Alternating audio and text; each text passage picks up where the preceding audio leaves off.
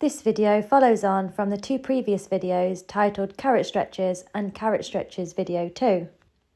If you've seen the first two videos, you'll already have had some background information on the dynamic mobilisation exercises that are commonly known as carrot stretches. You'll also have seen the first position in the sequence of movements. This video describes the second position in the sequence of movements, when the horse takes their head towards their shoulder. Whereas taking the nose towards the stifle requires more flexion at the middle and base of the neck, taking the nose towards the shoulder requires more flexion at the top. Therefore, it's good for increasing range of motion at the top of the neck. Muscles at the top of the neck on the opposite side to the direction you are flexing are also stretched. As the horse has to lift its chest slightly to enable it to reach its nose to the shoulder, the thoracic sling is also engaged. Here's Mischief demonstrating this position reasonably well. She's stood square and she's stable on all 4 feet. Remember I said that she found flexing towards the right easier because she had less restrictions on the left-hand side of her body. That is visible in this movement because of the stability and squareness of her stance. And looking at her from the front, you can see there's little displacement of the trunk.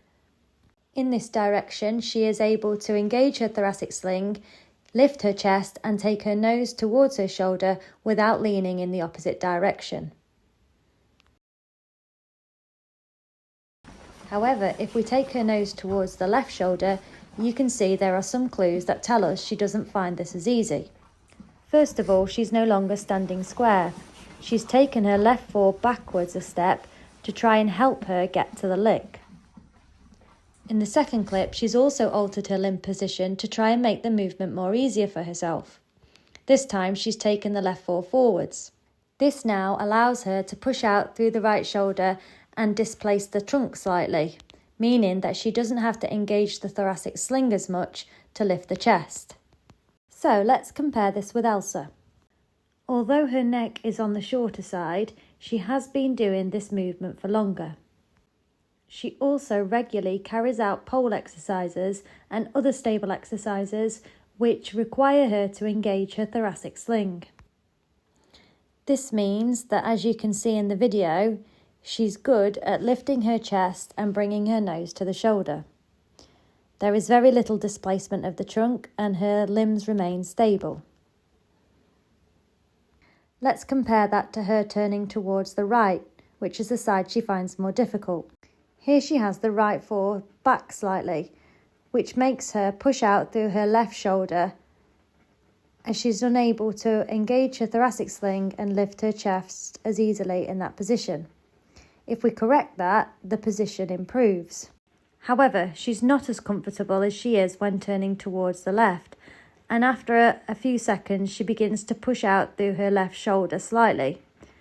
I try to prevent this by taking the lick further away from her shoulder and then back towards it so she can readjust herself and try to avoid her pushing out through the left shoulder. Because I can read the signs that she's finding it more difficult on this side, I give her the opportunity to stretch her neck out before asking her to repeat the movement again.